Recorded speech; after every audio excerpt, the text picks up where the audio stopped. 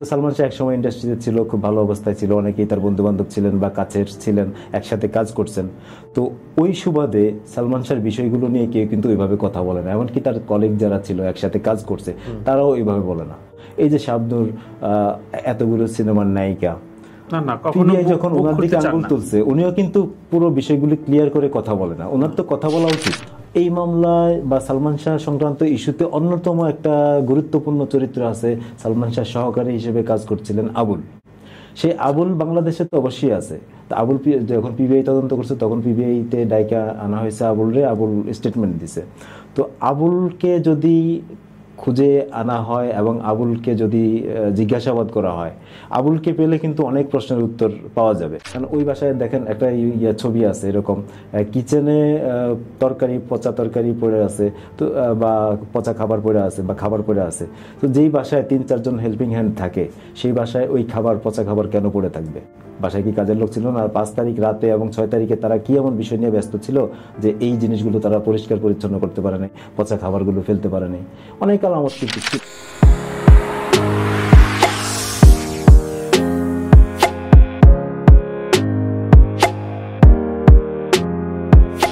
এই যে কথাগুলো আসলে আমরাও অনেকভাবে ভাবি। ইনফ্যাক্ট সর্বশেষ যে মর্গের মানুষটি যে স্টেটমেন্টটা আসলো বা এর আগেও সে বলেছেন যে সেও সন্দেহ প্রকাশ করছে এটা আত্মহত্যার মতো না। তো তার মানে বিষয়টি প্রভাবিত করার চেষ্টা হয়েছে।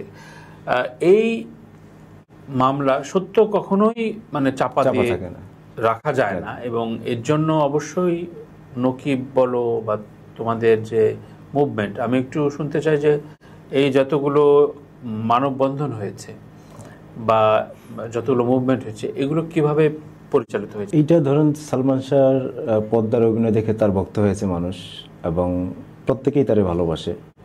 তো যেহেতু এই সালমান শাহর মারা যাওয়ার পর অনেক মানুষ আসলে তখন থেকে অনেক মানুষ কিন্তু আত্মহত্যা করছে। তো ভক্তরা তাকে ভালোবাসে এবং ভক্তরা জানতে চায় তার সাথে আসলে কি ঘটেছিল, এবং আমরা বিশ্বাস করি যে তাকে হত্যা করা হয়েছে সার্বিক পরিস্থিতি বিবেচনা করে। উনি মারা যাওয়ার আগে এবং পরের সমস্ত ঘটনা বিশ্লেষণ করলে মনে হয় যে এটা কোনোভাবেই আত্মহত্যা না, হত্যা। তো এই কারণে আমরা বিভিন্ন সময়ে বিভিন্নভাবে আন্দোলন করছি, মানববন্ধন করছি, সেটা আমাদের সবসময় ছিল, চলমান ছিল। এবং এই মামলা যখনই শুনানি হয় তখনই আদালত চত্বরে মানে ভক্তরা জড়ো হয়। ওইভাবে আসলে অন্য কেউ পাইছে কিনা জানি না, তবে একটা সময় সামিরা আমাকে 2বার লিগ্যাল নোটিশ দিয়েছিল। যেই লিগ্যাল নোটিশটা আসছে দ্য লিগ্যাল সার্কেল এবং ইয়ার সিগনেচার করা, হ্যাঁ সামিরা পাঠাইছিল 2বার, ব্যারিস্টার মহিবুল হাসান চৌধুরী স্বাক্ষরিত লিগ্যাল নোটিশ। মানে আমাকে থামানোর জন্য অনেকবার আমার বোঝানো হয়েছে যে আমি যাতে এসব নিয়ে কথা না বলি। এই 2বার 2টা লিগ্যাল নোটিশ আমি পাইছি। এর বাইরে ওনার সাথে যখন কথা হইতো বা উনি আমাকে কল দিত, উনি আমার বোঝানোর চেষ্টা করতো আত্মহত্যা। তখন আমি বলতাম যে আপনার কাছে যেই যায় সে আপনার মুড়ি দেওয়া যায়, দেখলাম একটা আপনার মানে এই একটা ক্ষমতা আছে ভালো আমার। হ্যাঁ আমার অনেকবার চেষ্টা করছে নেওয়ার জন্য, আমার বলছে যাওয়ার জন্য, কিন্তু আমি যাই নাই। কারণ ওনার প্রতি একটা ঘৃণা কাজ করে। যখন দেখছি উনি সালমান শাহের প্রতি ওনার বিন্দুমাত্র রেসপেক্ট নাই। সালমান শাহ ওনারে ভালোবাসত, নিজের জীবনের চাইতে বেশি ভালোবাসত, সেটার প্রমাণ অনেকেই জানে, আমরাও বিভিন্নভাবে জানছি বা দেখছি। কিন্তু সালমান শাহ মারা যাওয়ার পরে উনি যেভাবে মানে সালমান শাহ বিষয়ে বক্তব্য দেয় বা বিভিন্ন ইন্টারভিউতে কথা বলে, সেখানে মনে হয় না যে বিন্দুমাত্র রেসপেক্ট সালমান শাহের প্রতি ওনার আছে। সালমান শাহকে নিয়ে 2টো ফিল্ম ফেস্টিভ্যাল হয়েছে, আমাদের মামুন মঞ্জুর করেছে। পাশাপাশি তার জন্মবার্ষিকী আয়োজন করা বা তার ছবিগুলো নিয়ে বিভিন্ন ভাবে প্রদর্শন করার যে জায়গাটা, এইটা স্ত্রীরাই করে। মানে যদি এই যে তারেক মাসুদ মারা গেল, ক্যাথরিন মাসুদ কিন্তু অনেকগুলো মুভমেন্টের কাজ করেছে, করে যাচ্ছে। মান্না সাহেব মারা যাওয়ার পরে ওনার স্ত্রীও কিন্তু ওনার স্মৃতি ধরে রাখার জন্য করে যাচ্ছেন। সো ওই জায়গাগুলো কি কখনো সামিরা ইনভলভ হয়েছে কখনো? না না না, ওনারে ধরেন আমিও কয়েকবার বলছিলাম যে আপনি আসলে সালমান শাহের জন্য কি করছেন, আপনি স্ত্রী হিসেবে তো আপনার অনেক কিছু করণীয় ছিল। যেমন এখন সিনেপ্লেক্সের যুগ, সালমান শাহ সেই সময় 90 দশকে যে সিনেমাগুলো করছে এখনো অনেকে দেখতে চায়, বড় পর্দায় দেখতে চায়। যেমন এই ফিল্ম আর্কাইভের সামনে একটা প্রদর্শনী আছে কিয়ামত থেকে কিয়ামতের, ওনাদের নিজেদের সাপ্তাহিক প্রদর্শনী। এরকম মাঝে মধ্যে বিভিন্ন জায়গায় প্রদর্শনী হয় বা পুরোনো হলগুলিতে ওনার সিনেমা আবারও রিলিজ দেওয়া হয়। তো তো এটা একটা ভালো দিক। এখন এই সিনেমা যদি ধরেন সিনেপ্লেক্সে প্রদর্শন করা হয়, সিনেপ্লেক্সে চালানোর উপযোগী করা হয়, অবশ্যই দর্শক আসবে, দেখবে। এবং বিভিন্ন জায়গায় যে প্রদর্শনী হয় সেখানে কিন্তু ভালো দর্শক হয়, এত পুরনো সিনেমা তারপরে দর্শক আসে দেখার জন্য। তো এইটা হওয়া উচিত ছিল। সালমান শাহর যেই অভিনীত সিনেমাগুলো মুক্তি পেয়েছে, এই সিনেমাগুলো সিনেপ্লেক্সে প্রদর্শন মানে উপযোগী করলে খুব বেটার হতো। এখন এইটা যদি সামিরা উদ্যোগ নিতে করতে পারতো, বা উনি কোনো প্রতিষ্ঠানকে দিয়ে বা কারো মাধ্যমে এটা উনি চাইলে উদ্যোগ নিতে পারতো, সেই উদ্যোগটা কিন্তু ওনাদের পক্ষ থেকে নাই। আর পরিবারের বিষয়টা, পরিবার আসলে এই বিষয়গুলো এখন ওইভাবেই ইয়ে করে না, তারা তাদের সন্তান হারাইছে সেটার বিচার পায় নাই, মানে এসব নিয়ে তারা আসলে শোকাহত বা ওর ভিতরেই আছে। তো সামিরা চাইলেও পারতো। তো এইভাবে কিন্তু সে মানে যারা সালমান শাহর দর্শক ভক্ত ভালো, তাদের সম্মানটা কিন্তু ধরে রাখতে পারতো, কিন্তু উনি আসলে ওইভাবে কোনো কিছু করে না। উনি জাস্ট নিজের দায় মুক্তি করার জন্য, নিজেকে এই বিষয়টাতে ক্লিন ইমেজে দেখানোর জন্য, এবং সালমান শাহ আত্মহত্যা করছে সেটা প্রচার নিয়েই ব্যস্ত, অন্য কোনো কিছু। সামিরের সাথে সালমান শাহর মার সাথে তো সম্পর্ক ভালোই না, বাট সামিরের সাথে সালমান শাহর ভাই বা চাচা মামা কারোর সাথে কি কোনো যোগাযোগ, ভালো কথোপকথনের জায়গাটা আছে তোমার জানা মতে? না, আমার মনে হয় না, নাই। এখন উনি কার কার সাথে যোগাযোগ করে বা আছে কিনা সেটা আমি জানি না। তবে সালমান শাহর বাবার ফ্যামিলির কেউই আসলে এই বিষয়ে ওইভাবে মানে আলোচনায় আসে না বা মিডিয়াতে আসে না। তারা একটু ধর্মভীরু মানুষ, ওইভাবে আসলে আলোচনায় আসে না। সালমান শাহর নানার ফ্যামিলি বিভিন্নভাবে আলোচনায় আসে। মাঝখানে ওর ছোট ভাই বেশ কয়েকটা ইন্টারভিউতে কথা বলছেন। ওনারা তো লন্ডনে থাকেন, আর উনি আসলে ওনার ভাই হারাইছেন। আর সালমান শাহর মায়েরও একটা ভীতি কাজ করে বাংলাদেশে আসার ক্ষেত্রে বা ওই এসব বিষয় নিয়ে কথা বলার ক্ষেত্রে। সেই ক্ষেত্রে তো ধরেন সালমান শাহর ভাই যতটা সম্ভব, এবারও একটা ফেসবুক লাইভে এসে অনেক কথাই বলেছেন, বিভিন্ন সময় কথা বলেন। তোমাদের যেই ফ্যান ক্লাব দুটো মানববন্ধন হয়ে গেল, এই পরবর্তী মুভমেন্টটা কি? এখন এই যে এই হত্যা মামলা হিসেবে আমলে নেওয়ার মানে পরের বিষয়গুলো আমরা দেখতেছি যে আদালত মানে নির্দেশ দেওয়ার পরেও মামলা হয়েছে, কিন্তু আসামি গ্রেপ্তার হচ্ছে না। তো এখন জেলায় জেলায় কিন্তু মানববন্ধন হচ্ছে। এটা আসলে কেউ কাউরে বলতেছে না যে মানববন্ধন করার জন্য, সবাই যার যার নিজ উদ্যোগে করতেছে। এবং এদের অনেকের সাথে আমাদের যোগাযোগও নেই। আমরা ঢাকায় যারা আছি বা আমরা এই বিষয়ে ঢাকায় যে প্রেস ক্লাবের সামনে মানববন্ধন করলাম, আমরা ভাবি নাই যে এত মানুষ আসবে। এমন এমন মানুষ আসছে, মানে ওই সময় যারা টিনেজার ছিল বা ওই সময় যারা সালমান শাহর ভক্ত ছিল, সালমান শাহ সিনেমা দেখছে, অনেক বয়স্ক মানুষ আসছে, চলে আসছে। এদেরকে কিন্তু ওই যে রাজনৈতিক সমাবেশে যেভাবে ট্রান্সপোর্ট সুবিধা দিয়ে বা অন্যান্য সুবিধা দিয়ে আনা হয়, এরকম কিন্তু এই ঘটনা এখানে না। সবাই দেখছে যে মানববন্ধন হবে, বিভিন্নভাবে জানতে পারছে, ফেসবুকে, সংবাদ মাধ্যমে, সবাই কিন্তু চলে আসছে, নিজ উদ্যোগে চলে আসছে। এই যে সামনে গাজীপুরে মানববন্ধন আছে, তারপরে সিলেটে মোমবাতি প্রজ্বলন বা প্রতিবাদ সভা আছে, এরকম বিভিন্ন জেলায়, শেরপুরে, কি বলে, যশোরে মনিহার হলের সামনে হয়েছে, বিভিন্ন জেলায় কিন্তু হচ্ছে। বিভিন্ন ভক্তরা নিজ উদ্যোগে করছে, কোনো ফান্ড দিতে হয় না। না না না, এরা সবাই সালমান শাহকে ভালোবাসে, যে যেখানে যে আয়োজন করতেছে নিজ উদ্যোগে করতেছে। এই মানববন্ধন, প্রতিবাদ সভা বা বিক্ষোভ সমাবেশ, সবাই যার যার অবস্থান থেকে নিজ থেকেই করতেছে। এখানে আসলে কেউ কাউরে এক পয়সাও দেয় না, সেই সুযোগও নাই। সবাই ভালোবাসার জায়গা থেকে করে, এবং সবাই জানতে চায় যে আমাদের প্রিয় মানুষের সাথে কি ঘটেছে, এবং এই হত্যার বিচার তারা চায়। সালমান শাহর খুব কাছের মানুষগুলো অবশ্যই সময়ের কালে তো অনেকে হারিয়ে গেছে, যেমন রাজীব ভাই নাই, সোহানুর রহমান সোহান ভাই নাই, এখনো বাদল খন্দকার আছেন।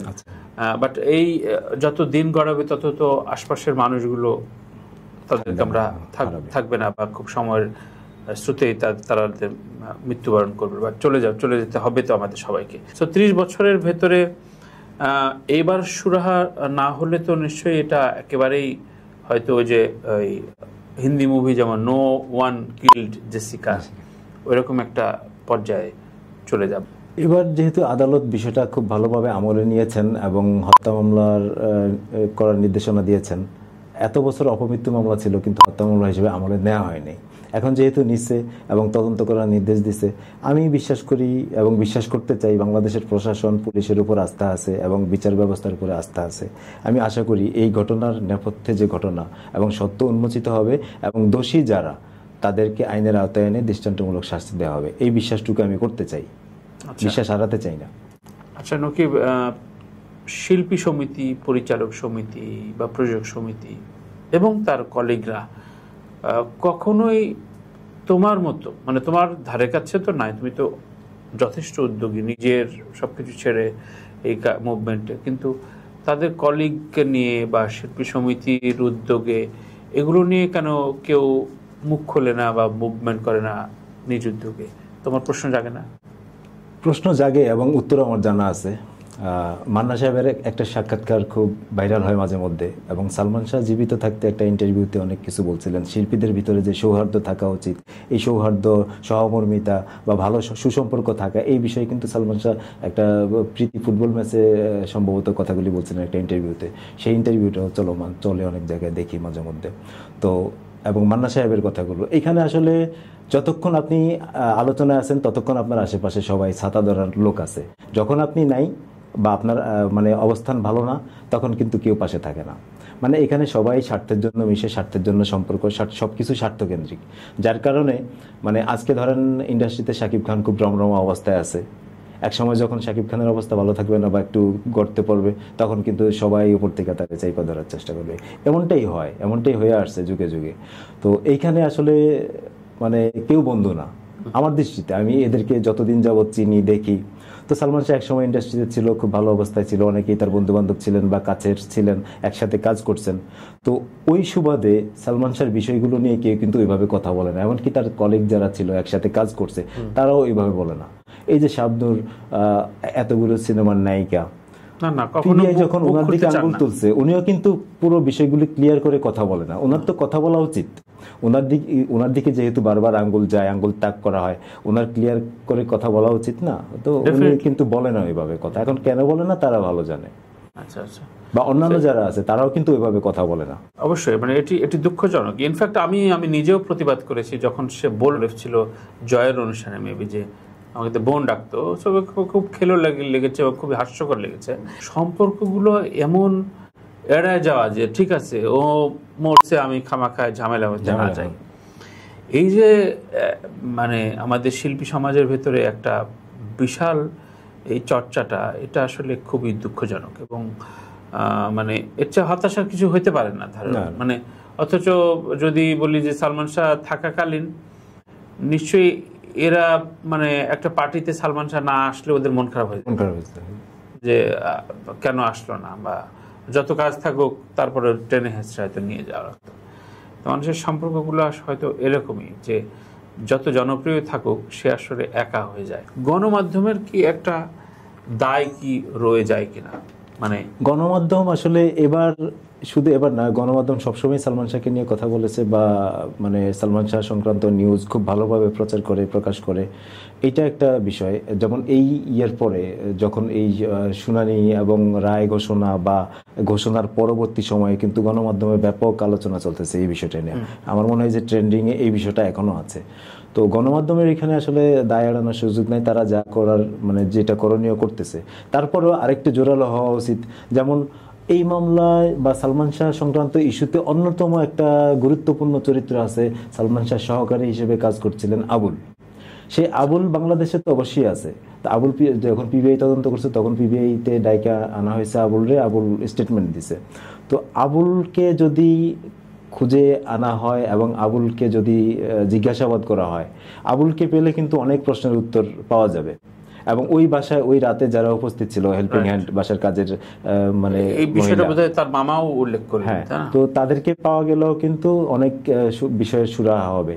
কারণ ওই বাসায় দেখেন একটা ছবি আছে এরকম, কিচেনে পচা তরকারি পড়ে আছে, তো বা পচা খাবার পড়ে আছে বা খাবার পড়ে আছে। তো যেই বাসায় 3-4 জন হেল্পিং হ্যান্ড থাকে, সেই বাসায় ওই পচা খাবার কেন পড়ে থাকবে? বাসায় কি কাজের লোক ছিল না? 5 তারিখ রাতে এবং 6 তারিখে তারা কি এমন বিষয় নিয়ে ব্যস্ত ছিল যে এই জিনিসগুলো তারা পরিষ্কার পরিচ্ছন্ন করতে পারে নাই, পচা খাবারগুলো ফেলতে পারে নাই? অনেক আলামত কিন্তু ছিল। এখন এত বছর আগের ঘটনা, এখন তো আসলে ওই আলামত আপনি পাবেন না। যেমন এই মামলা হওয়ার পর কিন্তু পুলিশ ওই স্কাটন প্লাজার 11/B ফ্ল্যাটে কয়েকবার গেছেন, ঘুরে আসছেন। দুইবার তোলা হয়েছিল, একবার তোলা হয়েছিল মারা যাওয়ার পরে, যখন দাফন করা হয়েছে তারপরে একবার লাশ তোলা হয়েছিল। তো এখন এই যে সুরতহাল তদন্ত বা ক্রাইম সিন বা যেই আলামত সংগ্রহ করা, এই জিনিসগুলো আসলে তখন সঠিকভাবে হয়েছিল কিনা, বা যারা অতীতে তদন্ত করছে তারা সঠিকভাবে তদন্ত করছে কিনা, এই বিষয়গুলো তো খতিয়ে দেখা উচিত। অনেক ধরনের অসঙ্গতি আছে, সেটা আপনি যদি পুরো বিষয়গুলো বিশ্লেষণ করেন তাহলে দেখতে পারবেন।